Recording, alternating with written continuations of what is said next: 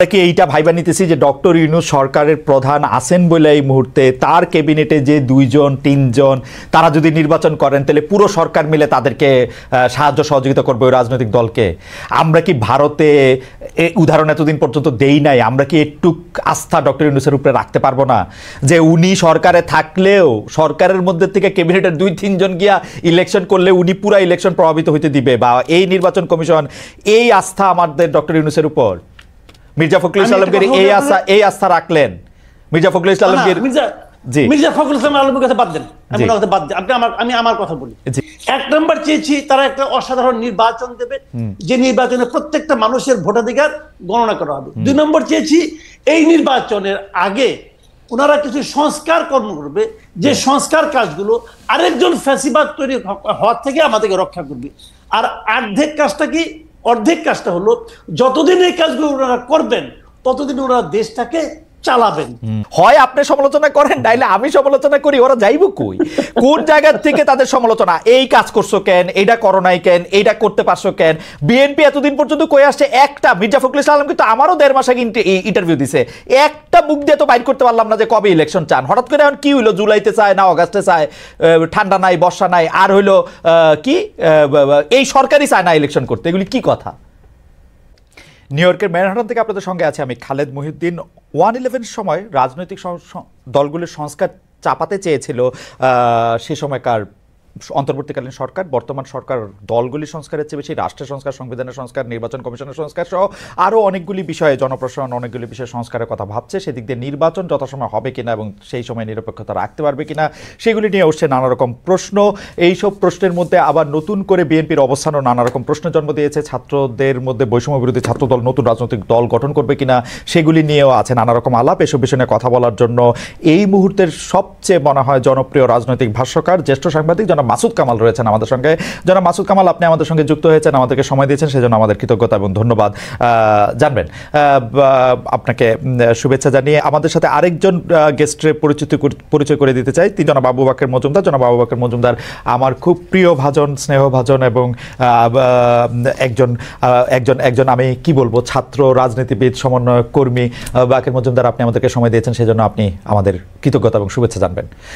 তবে আমি প্রথমে মাসুদ কামাল ভাইয়ের কাছে একটু যেতে চাই যে জনাব মাসুদ কামাল ভাই, আপনি জানেন যে গতকাল বিএনপির দিক থেকে একটা নতুন দিক আমরা দেখলাম, সেটা হলো যে অন্তর্বর্তী সরকার নিরপেক্ষ কিনা এই নিয়ে সংশয় শঙ্কার কথা বিএনপি মহাসচিব বলেছেন। তিনি আরও বলেছেন যে বিবিসি বাংলাতে দেয়া সেই সাক্ষাৎকারে তিনি আরও বলেছেন সরকার নিরপেক্ষ থাকতে না পারলে নিরপেক্ষ সরকারের প্রয়োজন হবে। তিনি আসলে কি বোঝাতে চাইছেন, কি বার্তা দিলেন তিনি অন্তর্বর্তীকালীন সরকারের কাছে? আমার একটা টেক অবশ্য আছে, সেটা আপনার টেকটা শুনে আমি হয়তো এটার মধ্যে এটা একটু বলতে চেষ্টা করব।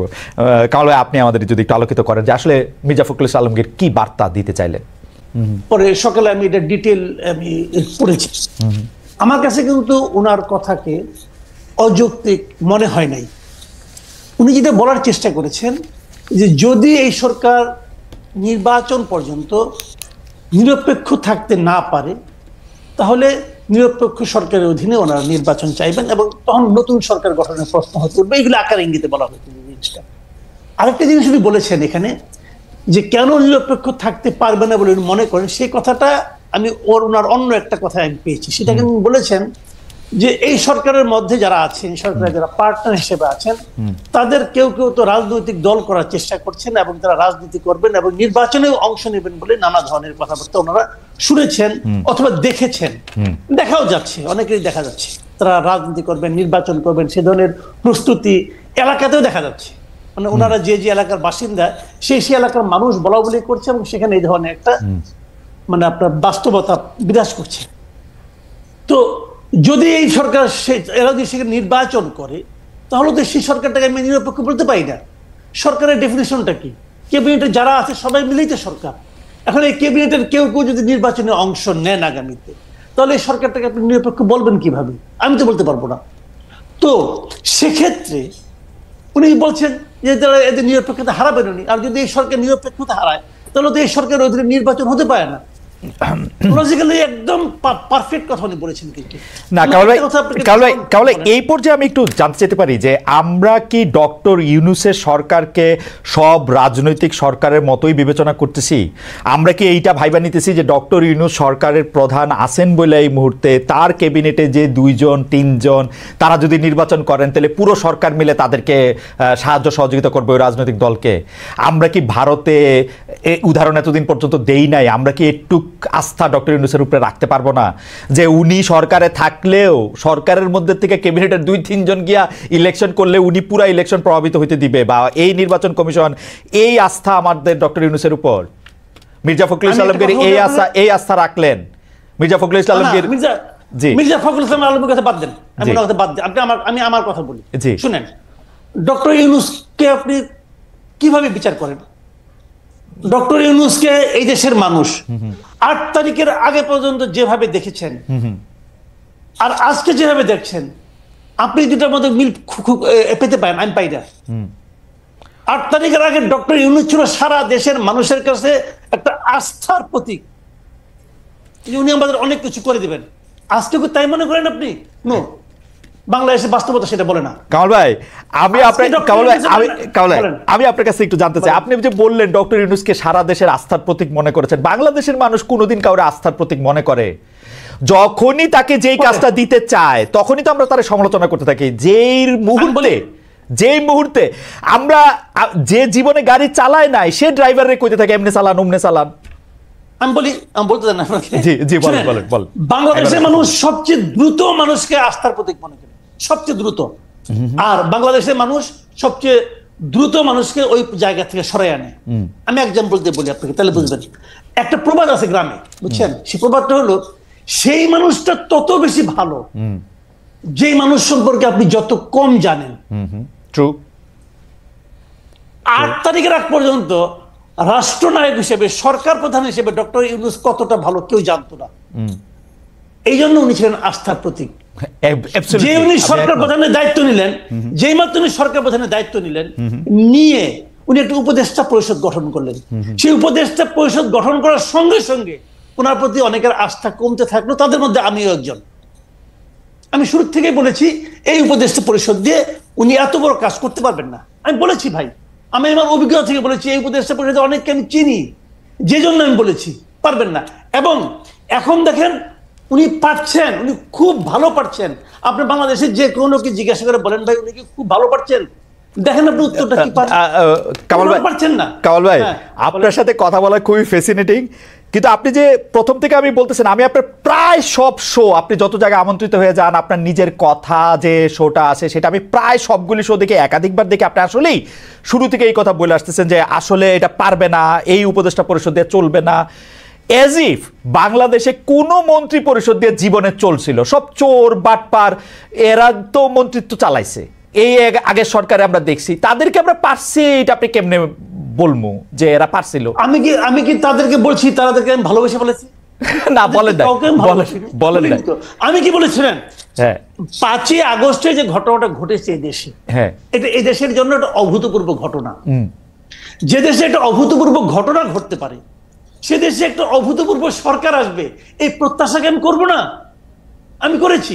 আমি বলি আপনাকে, আমি অগাস্টের প্রথম দিন পর্যন্ত আমি কিন্তু প্রত্যাশা আমি করতে পারিনি, সাহস পাই নাই যে শেখ হাসিনা থাকবে না। আমি সাহস পাই নাই, কিন্তু যেদিন ঘটে গেছে সেই দিন আমার কাছে মনে হয়েছে আসলেই ঘটে গেছে। খেয়াল করেন কিন্তু, তাহলে আমার প্রত্যাশার বাইরে একটা ঘটনা ঘটেছে। তখন তো আমি ভাবতেই পারি যে যাদের কারণে, যাদের মাধ্যমে এত বড় একটা ঘটনা ঘটতে পারলো, তাদের অংশগ্রহণে, তাদের সাপোর্টে আমরা একটা অভূতপূর্ব সরকার পাবো, এই প্রত্যাশা করবো না? অবশ্যই আমি প্রত্যাশা করেছি। আমি কিন্তু আগের সরকারের সঙ্গে তুলনাই করতে চাই না। অবশ্যই তুলনা করলে আমাদের এখানে অনেক সৎ লোক আছে, এতে কোনো সন্দেহ নাই, সততা নিয়ে তুলনা আমি করতেই পারবো না। কিন্তু আমার কথাটা হলো কি, যে এই সরকারের কাছে আমরা কি চেয়েছি? আমরা চেয়েছি আড়াইটা জিনিস, সিম্পল আড়াইটা জিনিস। আড়াইটা কি কি? 1 নম্বর চেয়েছি তারা একটা অসাধারণ নির্বাচন দেবে, যে নির্বাচনে প্রত্যেকটা মানুষের ভোটাধিকার গণনা করা হবে। 2 নম্বর চেয়েছি এই নির্বাচনের আগে ওনারা কিছু সংস্কার কর্ম করবে, যে সংস্কার কাজগুলো আরেকজন ফ্যাসিবাদ তৈরি হওয়ার থেকে আমাদেরকে রক্ষা করবে। আর অর্ধেক কাজটা কি? অর্ধেক কাজটা হলো যতদিন এই কাজগুলো ওনারা করবেন, ততদিন ওরা দেশটাকে চালাবেন, আর কিছু চাই নাই কিন্তু রে ভাই। কিন্তু ওই অর্ধেক কাজ যেটা, ওটা শুরুর থেকেই এত ব্যর্থতার মধ্যে চলে আসলো যে বাদ বাকিগুলি সন্দেহের মধ্যে ঢুকে পড়লো। সংস্কার নামে তারা যা করলেন, এটা তো একটা লেজে গোবরের অবস্থা হয়ে গেছে সংস্কারটা। আচ্ছা কামাল ভাই, আমি আপনার কাছে আসতেছি, শুধু একটা বিচার দিয়ে রাখি যে আমরা যে সব কিছু চাপাইতেছি যে হ্যাঁ একটা অভূতপূর্ব সরকার আমরা পাইছি, এদের কাছ থেকে আমাদের অনেক কিছু চাওয়ার ছিল, তা আমাদের এখানে কোনো রোল নাই। আমরা 150টা আন্দোলন কইরা 5 মাসের মধ্যে তাদেরকে ইয়া করে তুললাম। আমরা যে কোনো জায়গায় হয় আপনি সমালোচনা করেন, নাইলে আমি সমালোচনা করি, ওরা যাইব কই? কোন জায়গা থেকে তাদের সমালোচনা? এই কাজ করছো কেন, এইটা করো নাই কেন, এইটা করতে পারছো কেন? বিএনপি এতদিন পর্যন্ত কই আসছে একটা, মির্জা ফখরুল ইসলাম কিন্তু আমারও 1.5 মাস আগে ইন্টারভিউ দিছে, একটা মুখ দিয়ে তো বাইর করতে পারলাম না যে কবে ইলেকশন চান। হঠাৎ করে এখন কি হইলো, জুলাইতে চায় না অগাস্টে চায়, ঠান্ডা নাই বর্ষা নাই, আর হইলো কি এই সরকারই চায় না ইলেকশন করতে, এগুলি কি কথা? আমি বলবো নাকি আপনি 2 মিনিট একটু বইলা নেন, আপনার একটু শোনা দরকার আছে। আমি যাইতেছি বাকের, আসতেছি আপনার কাছে জনাব মজুমদার, আমি আসবো একটু, জাস্ট একটু কামাল ভাইকে শুনে আসে। জি দেখেন, মির্জা ফখরুল আগে কি বলছেন এখন কি বলছেন এটাকে আমি ডিফেন্ড করবো না, এটা ওনার পলিটিক্স। দেখেন বিএনপি কিন্তু উনি কিন্তু বিএনপির মুখপাত্র এই দেশে, তাই না? মুখপাত্র, কাজে উনি কিন্তু বিএনপির পলিটিক্যাল কথাটাই বলবেন। বিএনপি আসলে কি চায়? তারা ক্ষমতায় যেতে চায়, simple, clear and simple. BNP ক্ষমতায় যেতে চায় এবং তারা অনেকদিন ধরে ক্ষমতার বাইরে আছে। তারা মুখে বলে আমরা ক্ষমতার মাধ্যমে দেশকে একটা অসাধারণ দেশ দিব, কি দিবে আল্লাহ মালুম আর ওনারা মালুম, আমি বলতে পারবো না, সেটা এক জিনিস। কিন্তু ওনাদের তো পলিটিক্স, উনি তো ওই কথাটাই বলবেন। ওনার কথা একটা। সমালোচনা যেটা আমরা করি, সমালোচনাটা আমরা কেন করি বলেন তো? আমি কি ইউনূস সাহেবকে নামাই যাওয়ার জন্য সমালোচনা করছি?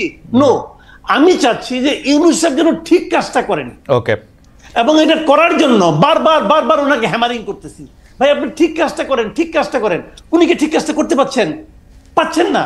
উনি কি এই আমি এটাকে বিপ্লব বলেন না গণ অভ্যুত্থান বলেন, জুলাই বিপ্লব বলি, জুলাই গণ অভ্যুত্থান, বাকি এখানে আছে, ওকেও আমি আপিল করতেছি। উনিও বলুন যে এই যে ওনার যে উপদেষ্টা পরিষদ উনি গঠন করেছেন, উনি তো জুলাই বিপ্লবের ফসল। উনার এই উপদেষ্টা পরিষদ তারা কেউ কি এই জুলাই বিপ্লবের চেতনাকে ধারণ করে? কামাল ভাই আমি আপনার কাছে আসি, শুধু এইটা বলে রাখি, জুলাই বিপ্লবের চেতনা ধারণ করতে এই উপদেষ্টাদের ডিফেন্ড করার জন্য আমি বলি যে তারা যে শেখ হাসিনার লগে গিয়ে যোগ দেয় নাই, ছবি তোলে নাই, তাদের মাখনটা খায় নাই, সেইটাই হলো জুলাই আগস্টের চেতনা। এর চেয়ে বেশি চেতনা তো দরকার ছিল না। আপনি আমার এই 4টা আরো অর্থনীতিবিদ দেখান যারা এই শেখ হাসিনার মাখন গিয়ে খায় নাই। আমি আসতেছি আপনার কাছে কামাল ভাই, আমি একটু জনাব বাকের মজুমদারের কাছে আসি, উনি অনেকক্ষণ ধরে ওয়েট করতেছেন। জনাব বাকের মজুমদার, এই প্রসঙ্গেই আপনার একটু আমি জানতে চাইবো যে বিএনপি মহাসচিবের বিবিসি বাংলায় দেওয়া সাক্ষাৎকার আমি কালকে যখন দেওয়া হয়েছে তখনই আমি সঙ্গে সঙ্গে পড়ছি, কিন্তু আজকে যখন আমি জনাব নাহিদ ইসলাম উপদেষ্টাদের একজন এবং সমন্বয়কদের আরেকজন আপনাদের জনাব হাসনাতের প্রতিক্রিয়া পড়লাম, তখন আমার কাছে মনে হয়েছে বিএনপি ঠিকই বলছে। কারণ জনাব নাহিদ ইসলাম দেখেন কি সব কথা কইতেছে যে নিরপেক্ষ সরকারের দাবি মূলত আরেকটা 1-11 সরকার গঠনের বহন করে। 1-11 সরকারের ওয়ার্স্ট ভিকটিম হচ্ছে বিএনপি কেন একটা 1-11 সরকার করতে চাইবে? ওইটার মধ্যে এইটা আছে, বিএনপি আওয়ামী লীগের সাথে একটা আতাত করতে চায়। বিএনপির নেতৃত্ব সম্পর্কে আওয়ামী লীগের এই পালিয়ে যাওয়া প্রধানমন্ত্রী যেই সব কথাবার্তা বলছে, এটা পাগলেও বিশ্বাস করবে বিএনপি আওয়ামী লীগের সাথে একমত হতে চায়। এইটা কি এইরকম আপনারও মনে হয় কিনা জনাব মজুমদার, যে আপনারা বেশি দিন আর কিছুদিন সরকারে থাকতে চান, সরকারে থাকার মজাটা আপনারা পাইছেন? এইটা আপনাদের মনে হয় কিনা জনাব মজুমদার? ধন্যবাদ খালেদ ভাই আপনাকে। কিন্তু আমি নাহিদ ভাই যে বক্তব্য দিয়েছে, যে স্ট্রেস দিয়েছে, এবং হ্যাঁ আমি সেটি ভালোভাবে পড়েছি। তো নাহিদ ভাই মূলত যে মেসেজটি দেওয়ার চেষ্টা করেছে, আমার কাছে মনে হয় যে আপনি বা এখানে ভুলভাবে অনেকটা ব্যাখ্যা হয়েছে। যেমন নিরপেক্ষ সরকারের কথাটা আসছে, বা এখানে উনি কিন্তু যেই ব্যাকগ্রাউন্ডটা টানছে সেই ব্যাকগ্রাউন্ডটা আমার মনে হয় যে একটু উল্লেখ করা উচিত ছিল। 5ই আগস্টে কি হয়েছে এটা দিয়ে কিন্তু নাহিদ ভাই তার স্ট্রেসটা শুরু করেছিল। তো এখানে মূলত 5ই আগস্ট বা তার পরবর্তী সময়ে এখানে আমাদের সাথে একদম 8ই আগস্ট পর্যন্ত কি কি হয়েছে তার একটা কিন্তু হিন্টস কিন্তু নাহিদ ভাই দিয়েছে সেখানে।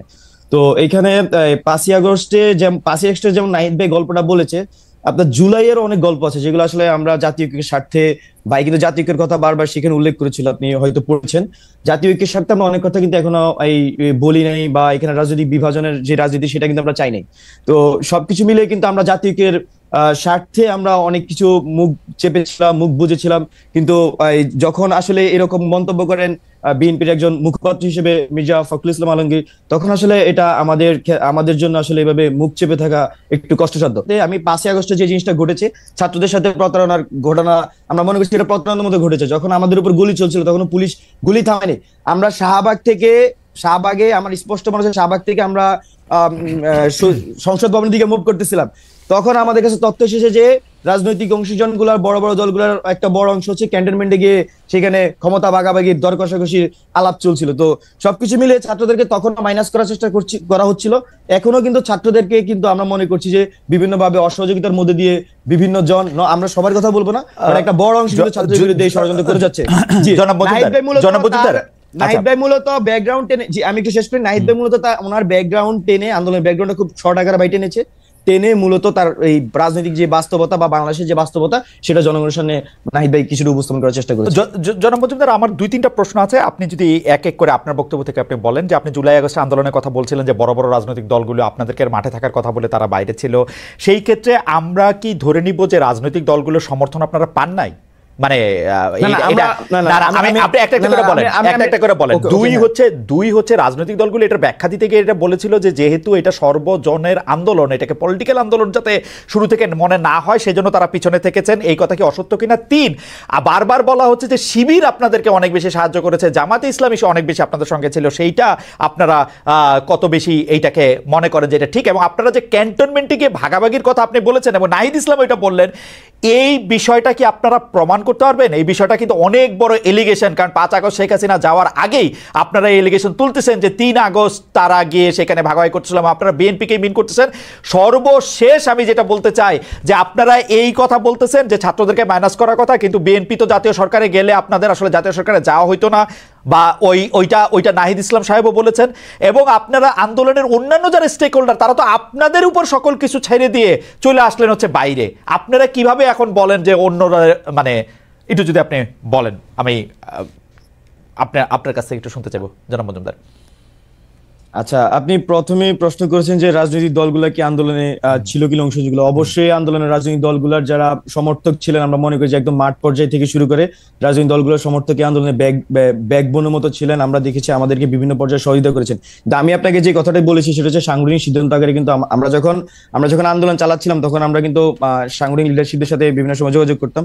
তো দেখা যাচ্ছে যে আমি বলবো না যে অবশ্যই আন্দোলনে রাজনৈতিক দলগুলোর অনেক বৃহত্তর ভূমিকা ছিল, এটা অবশ্যই স্বীকার তো করবই। আমি বলছি যে কিছু কিছু মোমেন্টাম ছিল, ওই মোমেন্টাম গুলা যখন আন্দোলনের দিক ঠিক করছিল তখনকার আমি কিছু পয়েন্ট আপনাকে আমি বলেছি। এটা কিন্তু আমি পুরা আন্দোলনের কথা বলিনি আপনাকে, আমি কিন্তু বলেছি যে খুবই নির্দিষ্টভাবে 24 জুলাইয়ের কথা বলেছি। আমি আপনাকে 18 জুলাইয়ের কথা বলেছি। 24 জুলাই থেকে আপনাদের লক্ষ্যে সরকার পতন ছিল। আমাদের যখন এখানে আপনার 16 তারিখে আমাদের শিক্ষার্থীদের উপর গুলি চালানো হয়, 17 তারিখে আমাদের ভাইদেরকে হত্যা করা হয় এবং 18 তারিখেও আমাদের উপর গুলি চালানো হয়, 19 তারিখে গুলি চালানো হয়, 19 তারিখে আমাদের লিডারশিপের একটা বড় অংশকে গুম করে ফেলা হয়। তো তার পরবর্তীতে আমাদের কাছে কিন্তু বিষয়টা ক্লিয়ার হয়ে গেছিল এবং 19 তারিখে গুম হওয়ার যে প্রেক্ষাপটটা ছিল যে তৎকালীন যে ফ্যাসিস্ট গভর্নমেন্টের আপনার আইনমন্ত্রী ছিলেন, উনি তো আহ্বান করেছিলেন যে ছাত্রদের সাথে বৈঠকের, কিন্তু আমরা কিন্তু তখন খুব স্পষ্টভাবে জানিয়েছিলাম যে গুলির সাথে সংলাপ নয়। সেই প্রেক্ষিতে দেখা যাচ্ছে যে আমাদের লিডারশিপের একটা অংশকে কিন্তু তখন গুম করে ফেলা হয় এবং আমরা কিন্তু তখন আমাদের কাছে বিষয়গুলো ক্লিয়ার হয়ে যায়। জি, সরকার পতনেরই আন্দোলন করতেছিলেন 24 তারিখ। জি 24 তারিখে আমরা সরকার পতন আন্দোলনে ছিলাম মেন্টালি, জনগণ আমরা মনে করছি যে, এবং এই সময় রাজনৈতিক দলগুলি আপনাদেরকে আসলে এইটা বলার বা বোঝানোর পরও তারা আপনাদেরকে সহযোগিতা করে নাই, এটা আপনারা মিন করতে? আমি বলবো যে রাজনৈতিক দলগুলোর যারা সমর্থক এবং সাংগঠনিক দায়িত্ব ছিলেন বিভিন্ন পর্যায়ে তারা আমাদেরকে যথেষ্ট সহযোগিতা করেছেন, তারা মাঠের মধ্যে সেই কাজটি করেছেন, কিন্তু আমরা নেতৃত্ব পর্যায় থেকে আসলে গ্রিন সিগন্যাল পাইনি, যেটাকে আসলে গ্রিন সিগন্যাল আকারে আমরা বলছি। সেটা কিন্তু অবশ্যই আমরা অগাস্ট মাসে গিয়ে কিন্তু আমরা সেটা পেয়েছি, সেটা এই একটা আমরা ইসে এসেছিলাম। আপনারা মনে করছেন যে এটা জুলাইতে পেলেই ভালো হতো? জুলাই, হ্যাঁ, এটা কিন্তু 18 জুলাই যদি আমরা পেতাম হয়তো আমাদের এই মানে আমার এটা অগাস্টের ইতে যাওয়া হতো না আর কি। আমরা যেটা মনে করছি অগাস্টের 5 তারিখ লাগতো না, সেটা আরো আগে হওয়ার সম্ভাবনা বা সুযোগ ছিল। এই সময় রাজনৈতিক দলগুলো একটা হালুয়া রুটির ভাগে ছিল সরকারের সাথে। না, আমি সেটা স্পষ্ট না, তবে আমাদের কাছে আমাদের কাছে যে তথ্য ছিল আমি সেটা আপনাকে উপস্থাপন করার চেষ্টা করেছি খুবই শর্টলি।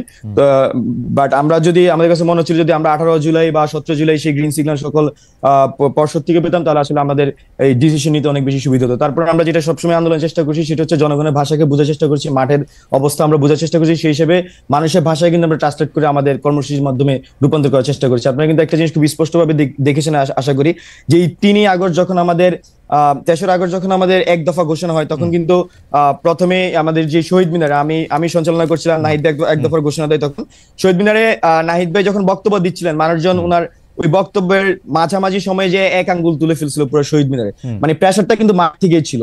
তো আমাদের আমরা সেই সময় রাজনৈতিক দলগুলো ক্যান্টনমেন্টে গিয়ে আসন ভাগাভাগি করছিল।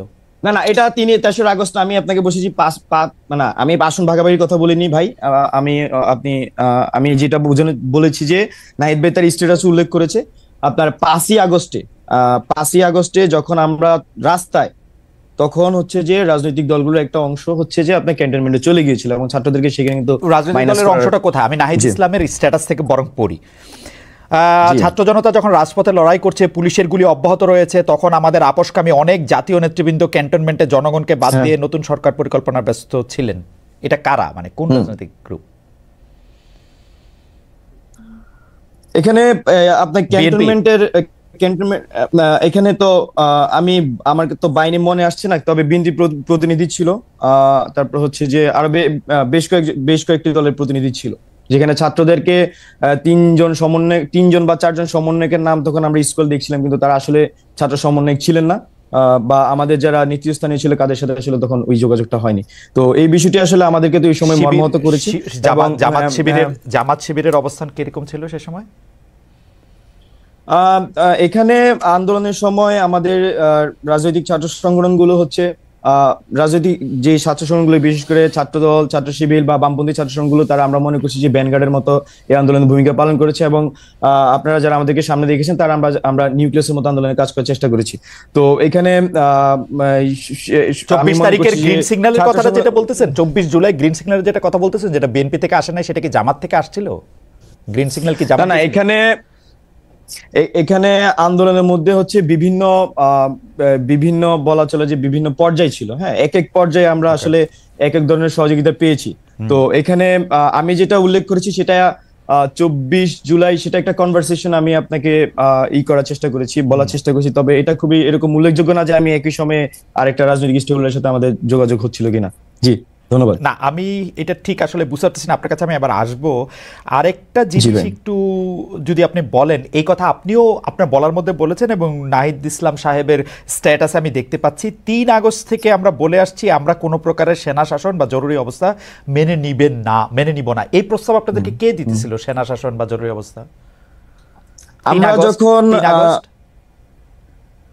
হ্যাঁ সেটাই বলছিলাম, আমরা যখন ডিবি হেফাজত থেকে ছাড়া পাই, আমরা যেটা চেষ্টা করি যে আসলে মানুষজন এই মাঝখানে তো আমরা আসলে নেটওয়ার্ক থেকে বিচ্ছিন্ন ছিলাম।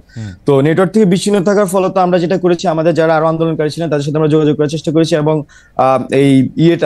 ওই সময় রাজনৈতিক যে পরিক্রমা যেটা চলছিল সেটা আমরা বোঝার চেষ্টা করছিলাম। তো এখানে আমাদের একটা সংশয় ছিল মনে, যদি এখানে আমরা তো আসলে তখন যে আর্মির অবস্থান সেটা আমাদের 3রা আগস্ট ক্লিয়ার ছিল।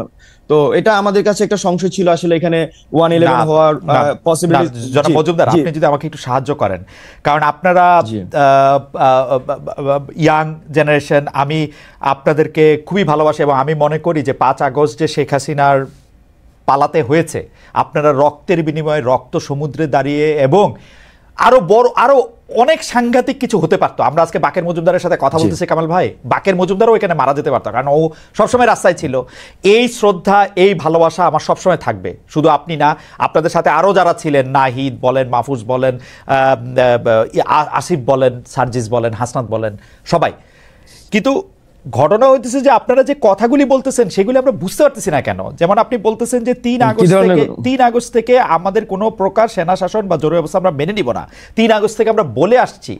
আমার কথাটা হচ্ছে যে 3 আগস্টে আপনাদেরকে কেউ, এটা ইতিহাসের জন্য যারা জরুরি, যে সেনা শাসন বা এইটার কোনো প্রস্তাব আপনাদের কাছে আসছিল? আপনারা এটা কেন বলতেছেন? এখানে আমরা আশঙ্কা করছিলাম, যেহেতু আমরা আন্দোলনে ফেস আকারে ছিলাম, আমাদের সাথে বিভিন্ন অংশীজন কিন্তু যোগাযোগ করছিলেন, বিশেষ করে আমরা যখন এক দফা ঘোষণার প্রস্তুতি নিচ্ছিলাম তখন আসলে হোয়াট উইল বি নেক্সট কোশ্চেনটা কিন্তু আমাদের সামনে ছিল।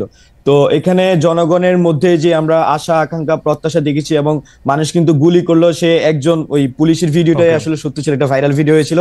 তো সেই প্রেক্ষিতে আমাদের কাছে মনে হচ্ছিল যে এখানে মানে শেখ হাসিনার মানে এই পতন ছাড়া এখানে আমরা আসলে আমরা নিজেদের শপথ করেছি আমরা ফিরে যাব না, বা যেই পরের লাইনটা পড়ি, সেটা পরের লাইনটা পড়ি। আমাদেরকে বারবার ক্যান্টনমেন্টে যেতে বলা হলো, আমরা যেতে অস্বীকার করি। 3 আগস্টের কথা বলা হচ্ছে, বারবার ক্যান্টনমেন্টে কে যেতে বলতেছিল আপনাদের? এটা কোথায় আপনি পড়েছেন? আমি নাহিদ ইসলাম সাহেবের স্ট্যাটাস পড়তেছি। আমাদের এটা 3 আগস্টের ভাই বলছেন যে আমরা 3 আগস্ট থেকে বলে আসছি আমরা কোনো প্রকার সেনা শাসন বা জরুরি অবস্থা মেনে নেব না। আমাদেরকে বারবার ক্যান্টনমেন্টে যেতে আমরা যেতে অস্বীকার করি। শেষ পর্যন্ত বঙ্গবন্ধু আলোচনা এবং বার্গেনিং এর মাধ্যমে না আমাদেরকে বারবার ক্যান্টনমেন্টে আমি ক্লিয়ার করি। জি, আমি এখানে দুইটা সেন্টেন্স আলাদা। 3 আগস্টের থেকে বলে আসছে সেটা যেমন এটা একটা আলাদা সেন্টেন্স, আর পরেরটা যেটা বলছে সেটা মূলত 5 আগস্ট পরবর্তী সময়ে। আমি তো পুরো পরিক্রমার সাথে কানেক্টেড ছিলাম, সেজন্য 5 আগস্ট থেকে আপনারা ক্যান্টনমেন্টে যাইতে চান নাই? 5 আগস্ট আপনারা ক্যান্টনমেন্টে এখানে আমাদের 5 আগস্ট পরবর্তী সময়ে আমাদেরকে ক্যান্টনমেন্টে যাওয়ার জন্য আহ্বান করা হয়েছিল। তো এখানে আমরা তখন সিদ্ধান্ত নিয়েছি না, আমরা ক্যান্টনমেন্টে যাব না। আমরা হচ্ছে যে সেটাই বলতে চাচ্ছি যে 5 আগস্টে আপনাদেরকে ক্যান্টনমেন্টে যেতে বলা হয়েছে, তখন আপনারা বলছেন যে আপনারা ক্যান্টনমেন্টে যাবেন না, তাই তো? জি জি জি জি। তারপরে আপনারা পরে 5 আগস্ট পরবর্তী সময়ে আমি আপনাকে এক্স্যাক্টলি না, আমরা ক্যান্টনমেন্টে যাইনি, ক্যান্টনমেন্টে আমরা যাইনি, ক্যান্টনমেন্টে বঙ্গভবনে যাওয়া হয়েছিল। ভাই পড়ার লাইনে খুবই স্পষ্ট করেছেন, শেষ পর্যন্ত বঙ্গভবনে আলোচনা ও বার্গেনিং এর মাধ্যমে। ওকে, ক্যান্টনমেন্টে যাইতে বলা হয়েছিল কি 5 আগস্ট শেখ হাসিনা পালায় যাওয়ার পরে? সেটাই বুঝতে চাইতেছিলাম, পালায় যাওয়ার আগে নাকি? সেটাই পালায় যাওয়ার পরে। ওকে, জনাব বাকির মজুমদার, আসছি আবার আপনার কাছে।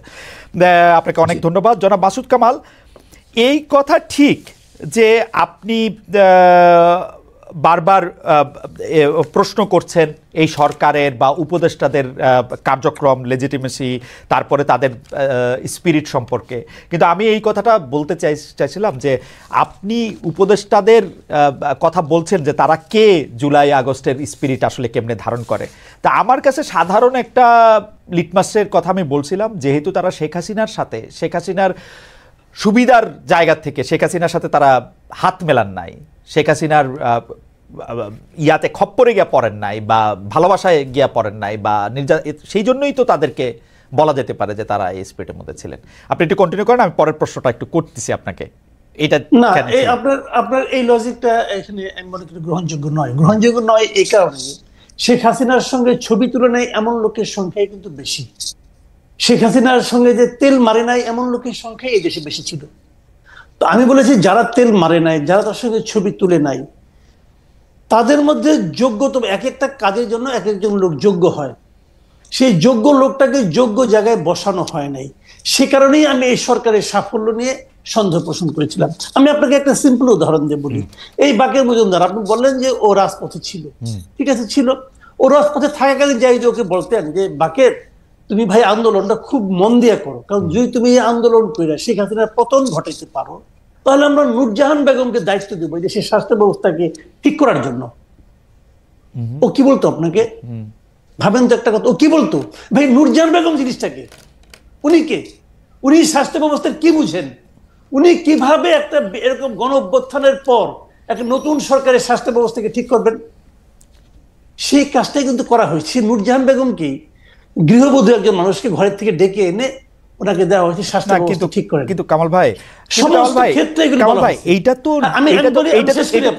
এইটা তো লিডারের চয়েস। আমরা কিন্তু দেখেছি যে কোচ অনেক সময় সবচেয়ে ভালো খেলে আসা লোকটাকেও খেলায় না। আপনি তো আমার পয়েন্টটা বলে দিচ্ছেন ভাই, আমি তো ওই কথাটাই বলছি, এটা লিডারের চয়েস। জি, and that was the tragedy. আমাদের লিডারের একটা ব্যাড চয়েস, আমাদের লিডার এমন একটা চয়েস, ওই চয়েসটা দেখার পরেই তো আমি মন্তব্য করেছি যে এরা পারবে না, চয়েসটা ভালো হয়নি। উনি চয়েস করার সময় উনি সিরিয়াস ছিলেন না। আমি এই কথাটাই বলছি, বারবার বলি যে আমরা যে গভর্নমেন্টটা পেয়েছি, একটা নর্মাল গভর্নমেন্ট এবং একটা গণ অভ্যুত্থানের গভর্নমেন্ট আকাশ পাতাল পার্থক্য হবে তার প্রত্যেকটা চিন্তা, তার প্রত্যেকটা আচরণের মাধ্যমে। অথচ আমরা একটা তারা হবে স্বার্থ, তারা হবে তাৎক্ষণিক। আমরা একটা গভর্নমেন্ট পেয়ে যেন লেথার্জিক গভর্নমেন্ট, আমি এই কথাটাই বলেছি, এবং তারা নন সিরিয়াস গভর্নমেন্ট। আপনি দেখেন, আমি একটা সিম্পল একটা উদাহরণ দিয়ে বলি আপনাকে। আপনি তো অনেক লোকের অনেক ইন্টারভিউ নিয়েছেন, দেখেছেন আপনি নুরুল কবির সাহেব যে ইন্টারভিউটা নিলেন আমাদের ডক্টর ইউনূস সাহেবের, বলা হয়ে থাকে এ যাবৎকালে এটা হলো বেস্ট ইন্টারভিউ। আমিও তাই বলি, কিন্তু ভাবেন তো যখন নাকি উপদেষ্টাদের যোগ্যতা নিয়ে, ওনার যোগ্যতা নিয়ে নুরুল কবির প্রশ্ন করলেন, উনি কি বললেন? উনি বললেন যে আমি তো এই জগতের লোক না, আমাকে জোর করেছে নিয়ে এসেছি, আমি কিছু জানি না, আমি বোঝার চেষ্টা করতেছি, দেখতেছি কি হয়, দেখি কতটুকু করা যায়। তারপর যখন বললেন যে আপনার উপদেষ্টা তো অনেক কিছু পারছেন না, ওনাদেরকে আমি কি বলবো, আমি নিজেও তো পারি না, তো ওনাদেরকে আমি কিভাবে বলবো? আপনার এই কথাগুলো শুনতে মনে হয় না কি বিনয়ী লোক, কি সুন্দর লোক নিজের কথা স্বীকার করলেন।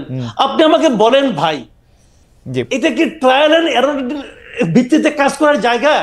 না কামাল ভাই, আমি একটু ডক্টর কামাল ভাই, আমি একটু আপনার কাছ থেকে শেখার জন্যই একটু আপনার এই জায়গাটা থেকে বলি যে ডক্টর ইউনূস এটি অকপটে স্বীকার করেছেন যে তার তাড়াহুড়া ছিল, তিনি সব লোককে চেনেন না, তাকে এই লোককে নিতে হয়েছিল।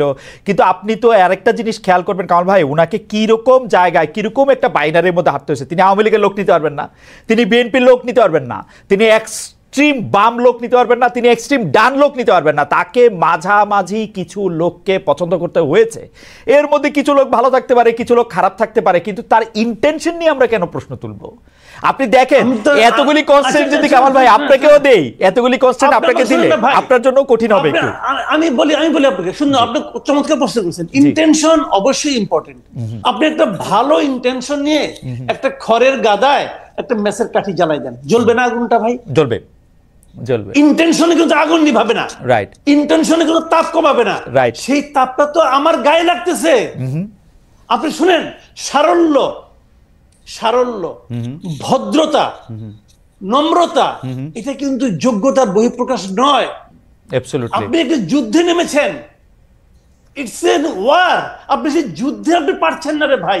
আপনি বলছেন যে আমি দেখি ট্রায়াল এন্ড এরর বেসিসে। শুনেন, আপনার সামনে দিকে তার ছিল, খোলা তার, একজন আপনাকে বললো ভাই তারটার মধ্যে কি ইলেকট্রিসিটি আছে? আপনি বলেন ঠিক আছে, হাত দিয়ে দেখি তো ইলেকট্রিসিটি আছে কিনা। আপনি কি হাত দিয়ে দেখবেন? আপনি যদি হাত দিয়ে দেখেন, যদি থাকে তাহলে এটা ধরবো না, তো ধরলে তো আপনি মরেই যাবেন না ভাই। কিন্তু আপনি তো পুরো জাতিকে সঙ্গে নিয়ে হাত দিচ্ছেন। না, এটা কিন্তু ব্যক্তিগত চাওয়া পাওয়ার বিষয় না। আমি আপনাকে বলি, শুনেন, প্রত্যেকটা ক্ষেত্রে এই ঘটনাগুলো ঘটছে। তো আপনি কোন ক্ষেত্রে আপনি বলেন? আপনি জীবনে অনেকদিন সাংবাদিকতা, আপনি বলেন তো, অর্থ বছরের মাঝামাঝি আইসা শতাধিক পণ্য এবং সেবার উপর আপনি ভ্যাট এবং সম্পর্ক শুল্ক জারি করছেন, কার সঙ্গে আলাপ করে করছেন? ওকে, আপনি কার সঙ্গে আলাপ করে করেছেন? আমি একটু আগের থেকে আসি কামাল ভাই। সেইটা হচ্ছে যে আপনি বলতেছেন যে এটা একটা যুদ্ধ, কিন্তু আমি তো দেখতেছি সেইটা হচ্ছে যে তিনি আসছেন শান্তিরক্ষা মিশনে। আমাদের শান্তিরক্ষা মিশন আর্মির যখন আফ্রিকায় যায়, তারা যুদ্ধ করতে চায় না, তারা শান্তিটা বজায় রাখতে চায়। তাদেরকে তো একটা নিরপেক্ষ জায়গা, ডক্টর ইউনূস যুদ্ধ করতে আসেন না।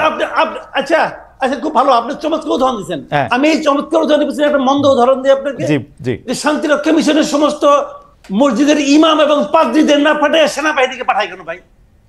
কারণ যদি যুদ্ধ লাগে যুদ্ধ করবে, যুদ্ধ লাগলে যুদ্ধ করবে। That is the point. G, that is the point. যুদ্ধ তো লেগে আছে সারা দেশে। মানুষকে জিজ্ঞাসা করেন না তার পকেটে কি যুদ্ধ লাগছে কিনা, বাজারে যে দেখেন না যুদ্ধ লাগছে কিনা, যুদ্ধ লেগে আছে না। কিন্তু কামাল ভাই, আপনি এর আগেরটা না বললে কেমনে হবে? 15 বছর আওয়ামী লীগের দুঃশাসন, তার আগ পর্যন্ত বিভিন্ন প্রতিষ্ঠান ধ্বংস হওয়া, পুরা 2024-এর এপ্রিল মাস থেকে একের পর এক আন্দোলন, নানা ধরনের বিষয়াদি, জুলাই আগস্টে কোনো কিছু কাজ না করা, এগুলি আপনি দ্রব্যমূল্যের জন্য একটুক সাফার আমরা করব না, একটুক আমরা দিব না? মানে আমি এর আগে যে দেশটাতে থাকতাম জার্মানিতে, তারা তো 15 বছর ডাস্টবিনের খাবার খায় দেশটারে ঠিক করলো। ওকে, তাহলে আপনি প্রত্যেকটা বাজারের আশেপাশে 20-30 টাকা ডাস্টবিন রাখেন। না না, বাজার করতে পারছো না, এখান থেকে নিয়ে যাও। কিন্তু কিছু স্যাক্রিফাইস আমরা করব না, কিছু স্যাক্রিফাইস আমরা করব না। কিছু কতটুকু? কিছুটা কার জন্য? কার জন্য কিছু? যে বাণিজ্য মন্ত্রী দায়িত্ব নেওয়ার 1 মাসের মাথায় সয়াবিন তেলের দাম ওই সিন্ডিকেটের স্বার্থে 8 টাকা বাড়ায় দেয়, তার কিছু? নাকি যে লোক 1 লিটার তেল কিনতে যে 3 বার পকেটে টাকা গুনে, তার জন্য কিছু? আপনি কার কথা বলতেছেন রে ভাই? সাধারণ মানুষ, এই দেশের মানুষের, আপনার একজন উপদেষ্টা যে আলী ইমাম মজুমদার, সে বলতেছে জিনিসপত্রের দাম বেড়েছে কিন্তু মানুষের কষ্ট হবে না। ও লোক কষ্টের কি বুঝে? আপনি আমাকে বলেন ওই লোক সাধারণ মানুষের কষ্টের কি বুঝে? বেতন বাড়বে না, চাকরিচ্যুত হবেন আপনি, জিনিসপত্রের দাম বাড়বে, কিন্তু আপনার কষ্ট হবে না। এটা কি ভাই জুয়ে আছেন, ম্যাজিক নাকি? এটা কি ম্যাজিক? ওকে, আমি কামাল ভাই, আমি কামাল ভাই আপনার রক্ত বেরোবে না। কামাল ভাই আমি আপনার বক্তব্যের সাথে দ্বিমত এই পর্যায়ে করছি না, কিন্তু প্রশ্নটা করে রাখি।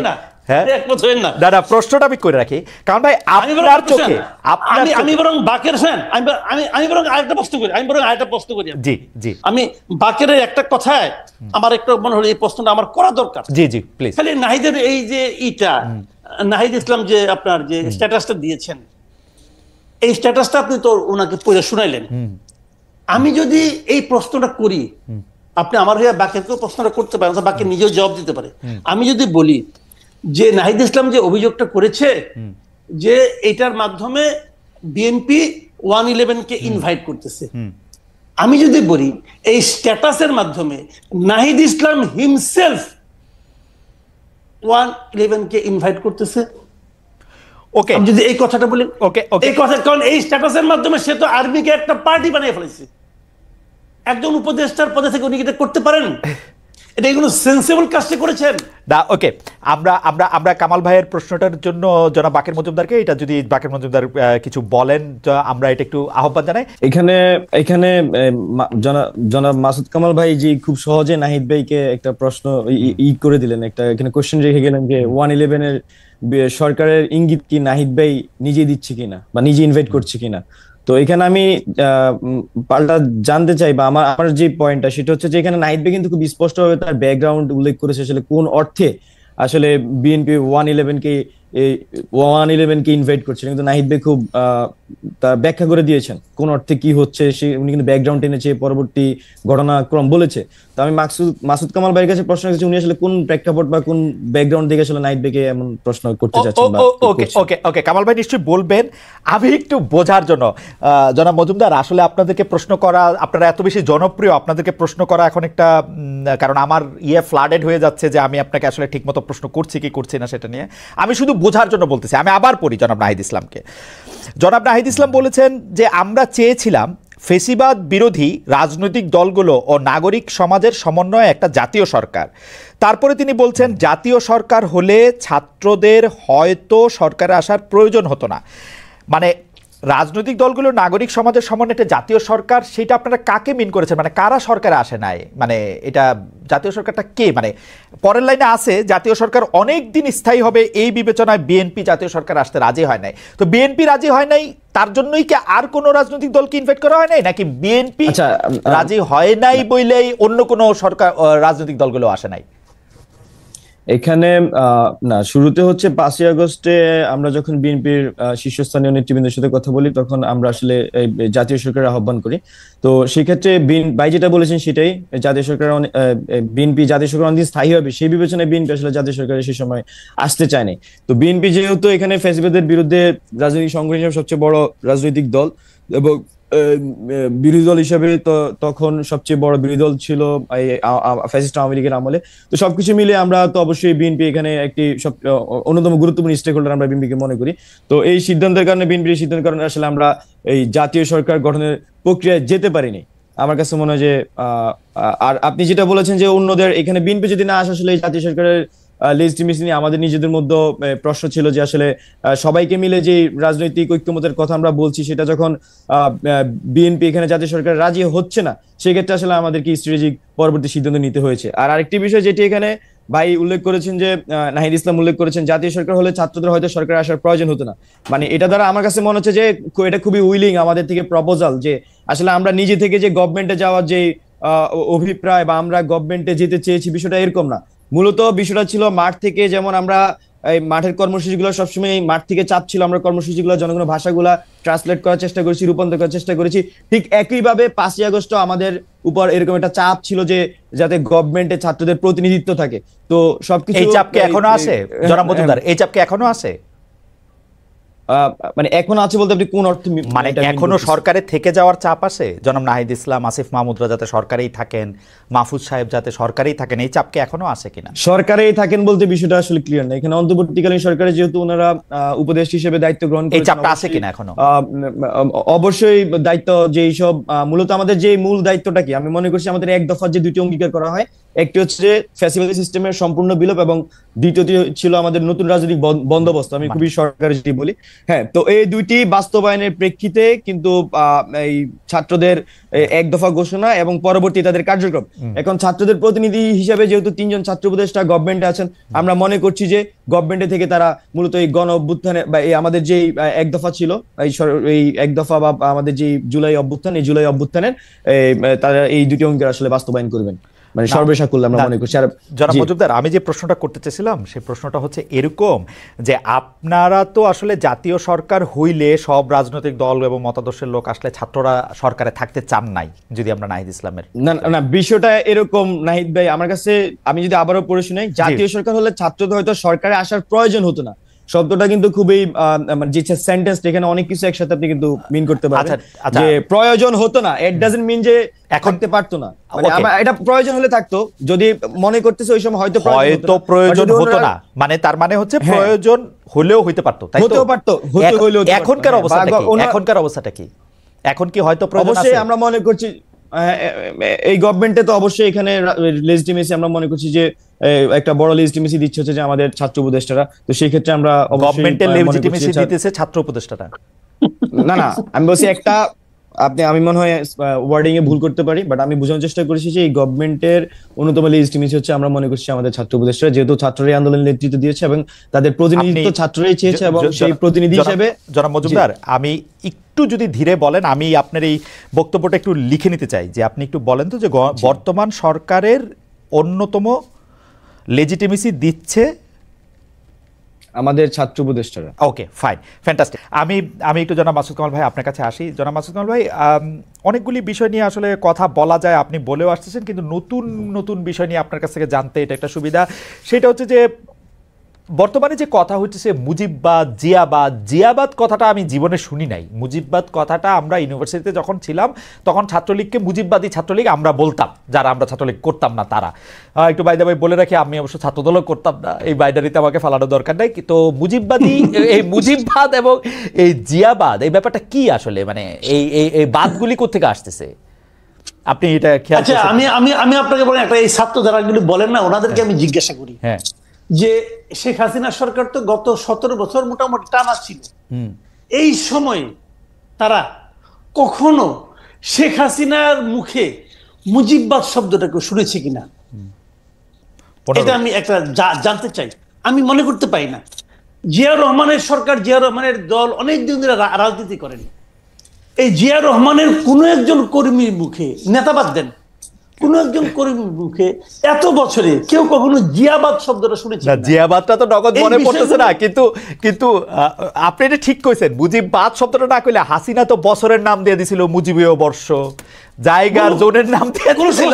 আমি ওগুলিকে প্রশংসা করছি না, আমি বলছি জানেন এগুলো বলার জন্য আমাদের এই পাটোয়ারি সাহেব এখন আমাদের জ্ঞান দিচ্ছেন।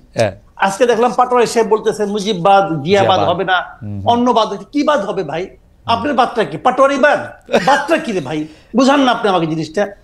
বাদের কথাটা আসে করে, বাদ তো বাদ, সব বাদই বাদ না। উনি যেটা বুঝাতে চাইছে কামাল ভাই, আমি যেটা বুঝছি, জনাব পাটোয়ারি যেটা বুঝাতে চাইছে, আপনি যে এখন উনাদেরকে সমালোচনা কইরা আপনার সমালোচনার ফসল বিএনপির ঘরে উঠতেছে, সেইটাতে আমরা এটা পছন্দ করতেছি না। আপনি বিএনপিরও সমালোচনা করেন। ওনার ঘরে উঠলে উনি পছন্দ করতেন, আমার ওকে ফাইন। কার ঘরে উঠবে আমি জানি না, উনি কি চান যে আমি সমালোচনা করে ওনার ঘরে আমার ফসল উঠাই দেই? হ্যাঁ, ওনার তো আমার আজগুবি লোক মনে হয়। কোথা থেকে মুজিববাদ নিয়ে আসলেন, কোথা থেকে জিয়াবাদ নিয়ে আসলেন? যে লোক জিয়াবাদ ক্রিয়েট করতে পারেন তার ঘরে উঠা উচিত। উনি কোথায় আসে এত যে কথা বলেন ভাই, এগুলো আমি এগুলো বলতে চাই না। সিম্পল মানে বিষয়গুলো হলো জানেন, এগুলো বলে আমরা সবসময় বলি একটা কথা, আমি বলি সবসময় যে ভাই আমরা একটা ঐক্যবদ্ধ জাতি চাই। আমি আগে বহুদিন ধরে একই কথা বলতেছি যে বিভক্ত জাতি কখনো অগ্রসর হতে পারে না।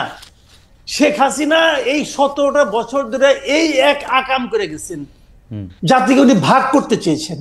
চেতনার নামে, মুক্তিযুদ্ধের নামে, ওনার পিতার নামে দেশটাকে ভাগ করার চেষ্টা করেছেন। জিয়াউর রহমানের মতো একজন সেক্টর কমান্ডারকে বলে কি উনি পাকিস্তানের চর ছিলেন। রাইট।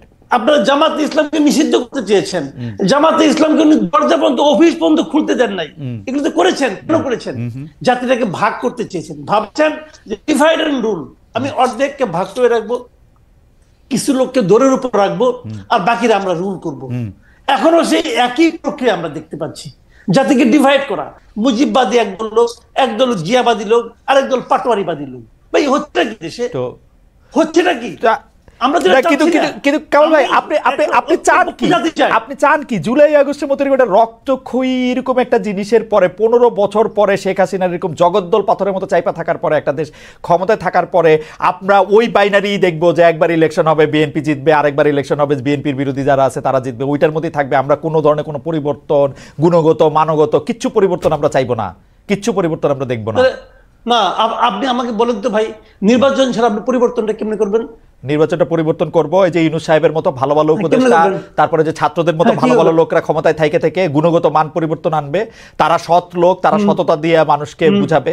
পলিটিক্যাল পার্টিদের তো আমরা দেখছি তারা খারাপ। তাহলে আপনি চাচ্ছেন অরাজনীতিকরণ, বিরাজনীতিকরণ? না, রাজনীতি হবে পরে, ওরা যখন রাজনৈতিক দল করবে, ওরা যখন রাজনৈতিক দল করে আসবে তারপরে হবে রাজনীতি। আপনার কথা বটম লাইন তো ওইটাই, রাজনৈতিক দলগুলো সব খারাপ, রাজনৈতিক দল দরকার নাই, আমরা অরাজনৈতিক দল আনবো, তারা কারো কাছে কোনো জবাবদিহি করবে না, ওদের যখন ইচ্ছা হবে ভ্যাট বাড়াই দিবে, যখন ইচ্ছা হবে বই দিবে, যখন বলবেন যে বই কবে দিবেন বলতে পারবো না বই কবে দিব। আজকে আমরা দেখলাম যে বইয়ের ট্রাক ধরা পড়তেছে। কেন ট্রাক ধরা পড়তেছে? এটাকে আগে শুনছি, কেন শুনি নাই? যদি বই আপনি ঠিক মতো দিতে পারেন তাহলে তো বইয়ের ট্রাক এনে বাংলা বাজারে এনে বিক্রি করার দরকার পড়ে না। শিক্ষা উপদেষ্টাকে জিজ্ঞাসা করে যে ভাই আপনি কবে বই দিবেন, আমি বলতে পারবো না কবে বই দিতে পারবো। যে দেশের শিক্ষা উপদেষ্টা বলে যে কবে নাগাদ বই যাবে উনি জানেন না, তারপরে উনি কেমন ব্যক্তিত্বের মানুষ, কেমন লজ্জাহীন মানুষ, তারপরে উনি শিক্ষা উপদেষ্টা থাকেন? আপনি আমাকে বলেন রে ভাই, এদেরকে আমার যোগ্য বলতে হবে? ভাই আপনি আমাকে শুনেন, ওনাদেরকে আমি খুব ভালোবাসি, কোনো সন্দেহ না, আমি খুব ভালোবাসি। আপনার ভালোবাসাটা একটু একটু একটু একটু কঠিন ভালোবাসা। আমাকে বলেন, আপনি আমি তার চেয়েও ভালোবাসি আমার সন্তানকে, নিজের সন্তানকে। না, আমার পুত্র প্রায়ই বলে যে বাবা গাড়ি চালানো শিখবো আমি, ওর তো গাড়ি চালানোর বয়স হয় নাই, অথবা বুড়া হয়ে গেছে কিছু একটা। এখন আমি একটা গাড়ি কিনলাম, বললাম যে যাক আমার ছেলে গাড়ি চালাতে চায়, খুব ভালোবাসি, বাবা তুই চালা। আমরা পরিবার নিয়ে বসলাম, কি লাভ হবে? ওই পুরা মরবে, আমরা পুরো সপরিবার মরবো, গাড়িও নষ্ট হবে। ঘটনা তো এটাই হবে রে ভাই। অযোগ্য লোকের হাতে গুরুত্বপূর্ণ দায়িত্ব দিলে ঘটনা এরকমই হবে। যোগ্যতা এবং অযোগ্যতা একটা বিষয় আছে, কিন্তু ভালো মানুষের দিয়ে যোগ্যতা ওদের নির্ধারিত হতো তাহলে বাংলাদেশের সব মসজিদের ইমাম আইন আপনি বানাই দিতেন। না না কামাল ভাই, আপনি যোগ্য মানুষের কথা বলতেছেন, ভালো মানুষের কথা বলতেছেন, কিন্তু আমার খুব জানতে ইচ্ছে করতেছে আপনি কিসের সাপেক্ষে তুলনাটা করতেছেন? আমাদের 53 বছর বয়সে সাপেক্ষটা কি? মানে কারে আপনি ভালো মানুষ দেখে এদেরকে আপনি খারাপ মানুষ বলতেছেন, কারে আপনি ভালো অ্যাডমিনিস্ট্রেটর দেখে এদেরকে খারাপ অ্যাডমিনিস্ট্রেটর বলতেছেন? আপনি কি জাহিদ মালিকের সাথে তুলনায় বর্তমান স্বাস্থ্য উপদেষ্টারে আপনি খারাপ বলতেছেন? আপনি শুনেন, আপনি যেটা বলছেন সেটা তো এক ধরনের যুক্তি, এবং এটা মনে করেন বাজারে তো যুক্তি আছে, সুযুক্তি আছে, কুযুক্তি আছে, আছে না? এগুলো থাকে, কোনো সমস্যা নেই আমার এটা নিয়ে। বাট আমার কোশ্চেনটা হলো কি, আমার ভালোত্বটা হলো প্রত্যাশার কাছাকাছি কারা আছে। আমি কারোর সঙ্গে কম্পেয়ার করছি না রে ভাই। আমি বাংলাদেশের সঙ্গেও ওই আগে যেরকম সিঙ্গাপুরের সঙ্গে বাংলাদেশে কম্পেয়ার করে মানুষের মধ্যে এক ধরনের স্বপ্ন ঢুকানোর চেষ্টা হইতো, আমি সেই চেষ্টাও করছি না। আমি বলছি যে আমারও তো একটা প্রত্যাশা আছে, এবং আমার প্রত্যাশাটা তো অলৌকিক কোনো প্রত্যাশা না। আমি কিন্তু বলছি না কালকে সব ঠিক হয়ে যাবে। আমি কি প্রত্যাশা করেছিলাম বলেন? দ্রব্যমূল্য বাড়ে কেন? আমরা জেনেছি দুইটা সহজ পদ্ধতি, দুইটা কারণে বাড়ে, চাঁদাবাজির কারণে বাড়ে আর সিন্ডিকেটের কারণে বাড়ে।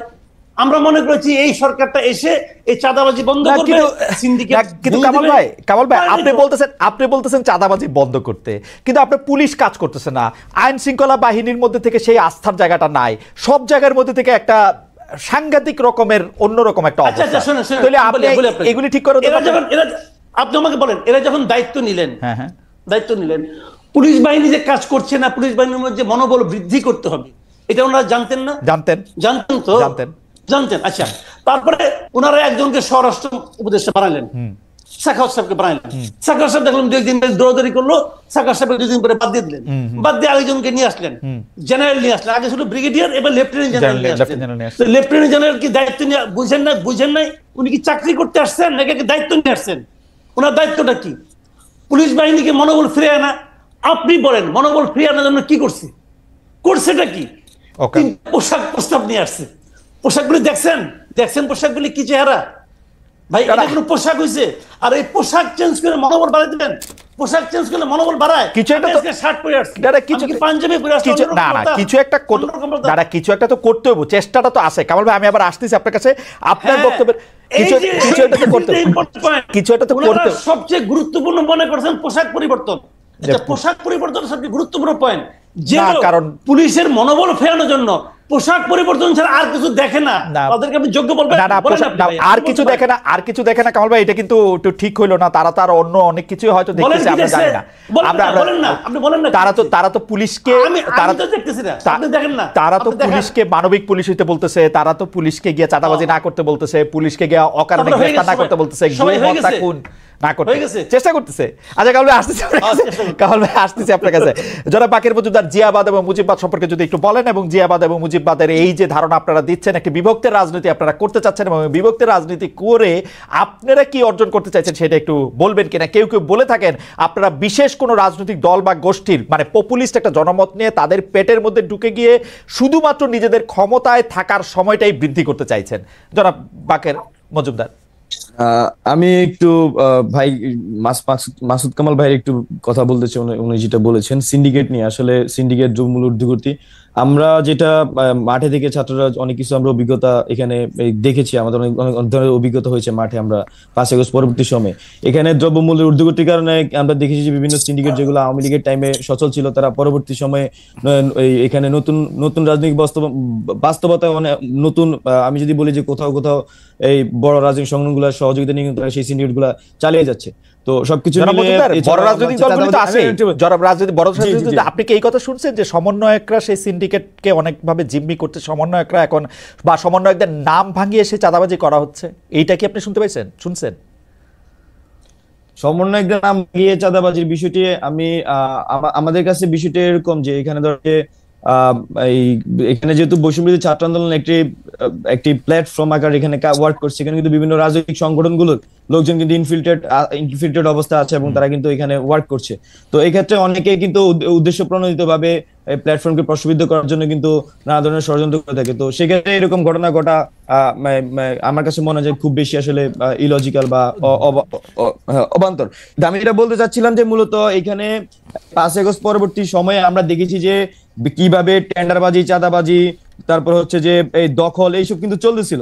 তো এই বিষয়গুলো কিন্তু আমাদেরকে সবসময় আমরা মনে করছি যে শুধু সরকার না, আমাদেরও কাজ করতে, আমরা যখন মানুষের সাথে কথা বলি এই জিনিসগুলো সবসময় কিন্তু আমাদের ভোগাইছে। আমি যদি আপনাকে জাস্ট আগস্ট মাসে কিছু কথা বলি, আগস্ট মাসে কিছু কথা যদি আপনাকে আমি বলি, সেটা হচ্ছে যে আপনার বিএনপির হচ্ছে 5 আগস্ট থেকে 25 ডিসেম্বর পর্যন্ত যদি দেখেন, বিএনপি ও এর অঙ্গ সংগঠনের মধ্যকার অন্তর কোন দলে 20 জন নিহত হয়। আমার কাছে পুরা তালিকা ধরে এগুলার তথ্যসূত্র সহ আছে। জি, তো এরকম ভাবে আমি আগস্ট মাসে যদি আপনাকে কিছু চাঁদাবাজির তথ্য আমি দেখাই, আমি হচ্ছে প্রথম আলোর একটি 22 আগস্ট 2024 একটি খবর পড়ছি, আপনার হেডলাইন হচ্ছে পরিবহনে চাঁদাবাজির হাত বদল আওয়ামী লীগ থেকে বিএনপি। 16 আগস্ট 2024 বিএনপি সাইনবোর্ডের চাঁদা নিয়ন্ত্রণ ও দখলের অভিযোগ। 24 আগস্ট 2024 পরিবহনের চাঁদাবাজি দখলের কর্তৃত্ব হারিয়েছে আওয়ামী লীগ। প্রথম আলো, তারপরে বিবিসি, এরকম একদম আমাদের নাম করা পত্রিকাগুলো নিউজগুলো হচ্ছে এরকম অন্তত 100টা নিউজ আছে শুধু অগাস্ট মাসে। আমি যেটা বলার চেষ্টা করছি, আমি বিএনপি কে সংগঠন আকারে আমি বলছি না, বরং হচ্ছে যে তৃণমূল পর্যায় থেকে শুরু করে এখানে আপনার বিভিন্ন সিন্ডিকেট নিয়ন্ত্রণের ক্ষেত্রে কিন্তু আওয়ামী লীগ যখন সরে যায় নতুন ভাবে এই সিন্ডিকেট গুলো কিন্তু পরিচালনা হচ্ছে এবং সেখানে চাঁদাবাজি হচ্ছে, টেন্ডারবাজি হচ্ছে, অসহযোগিতা হচ্ছে। সেজন্য দ্রব্যমূল্য কিন্তু এই জিনিসগুলো, দ্রব্যমূল্য কিন্তু এই বিষয়গুলোর সাথে কানেক্টেড। আপনি একটা বাস আসতেছে, একটা ট্রাক আছে যেটাতে চাঁদা রাখা হয়, সেক্ষেত্রে সে কিন্তু আইসা সেল রেটও তার কিন্তু জনাব মজুমদার, আমার স্পেসিফিক দুইটা প্রশ্ন আছে, স্পেসিফিক দুইটা প্রশ্ন আছে এই জায়গায়, প্লিজ আপনি একটু অনুমতি দেন। জি আচ্ছা ঠিক আছে, আপনি শেষ করেন। আমি শেষ করি। আমার কথা হচ্ছে যে এখানে আপনার যারা রুট লেভেল পর্যন্ত বিভিন্ন রাজনৈতিক সংগঠনগুলোর মানুষজন কাজ করছে, এখানে সবাই কিন্তু সৎ উদ্দেশ্য নিয়ে আসে না, অসৎ উদ্দেশ্য নিয়ে আসে, সৎ উদ্দেশ্য নিয়ে আসে, সব ধরনের মানুষজন আছে। তবে আমরা মনে করি যে একটি সংগঠনের রাজনৈতিক পরিসরে তার উচিত হচ্ছে যে এখানে যে জিনিসটা ভালো কাজে প্রতিযোগিতা করা, কিন্তু আমরা দেখি যে রাজনৈতিক সংগঠনগুলো থেকে সেই পাওয়ার হোল্ড করে মানুষজন কিন্তু এই চাঁদাবাজি টেন্ডারবাজির সাথে বিভিন্নভাবে জড়িয়ে যাচ্ছে। এখন এই ক্ষেত্রে আমাদের সবসময় ছাত্রদের প্রত্যাশা ছিল, বা এই জুলাই অভ্যুত্থানে যারা ছাত্ররা জীবন দিয়েছে তাদের আমরা মনে করছি প্রত্যাশা যে বাংলাদেশে নতুন বাংলাদেশ আসলে চাঁদাবাজি টেন্ডারবাজি থেকে শুরু করে এই সিন্ডিকেট এগুলো চলবে না। কিন্তু আমরা দেখছি যে পুরনো বন্দোবস্ত বারবারই ফিরে আসছে এবং আমরা তার তীব্র বিরোধিতা করে যাচ্ছি এবং সমালোচনা করে যাচ্ছি, এবং আমরা মাঠেও চেষ্টা করছি এই বিষয়গুলোকে কিভাবে সমাধান করা যায়। আমি জাস্ট আপনাকে একটা ছোট্ট অভিজ্ঞতা, আমার ব্যক্তিগত অভিজ্ঞতা শেয়ার করি। আমি হচ্ছে ঢাকা মেডিকেল মোড় হচ্ছে যে চা খাই, আপনি হয়তো ঢাকা বিশ্ববিদ্যালয় জানেন, ঢাকা মেডিকেল মোড়ে আমাদের ইমার্জেন্সি গেটের সামনে আমি চা খাই। এখানে আগে হচ্ছে ছাত্রলীগ চাঁদা তুলতো এবং পুলিশ সেখান থেকে ভাগ নিত, মানে মিলে জিলে ওই সময়কার পুলিশ ছাত্রলীগ চাঁদাবাজি করতো, ভাগ নিত, এবং আওয়ামী লীগের এখানে যুবলীগের নেতারা এটার সাথে জড়িত ছিল। তো এখন 5 আগস্ট পরবর্তী সময় কি হচ্ছে, সেখানে আমি চা খাই, তো সেখানে কি হচ্ছে যে সবগুলো দোকানদারের কাছে আমরা পৌঁছানোর চেষ্টা করছি, কেউ যদি আপনার কাছে চাঁদা চাইতে আসে সেটা শুধু আমাদেরকে জানাবেন, আমরা যার যথাযথ প্রতিবাদ করব। তো এখন আমরা যেটা দেখেছি যে আপনার সেখানে কিন্তু এই নতুন করে কেউ কিন্তু এই এলাকাতে আপনার চাঁদাবাজি করতে সাহস পাচ্ছে না।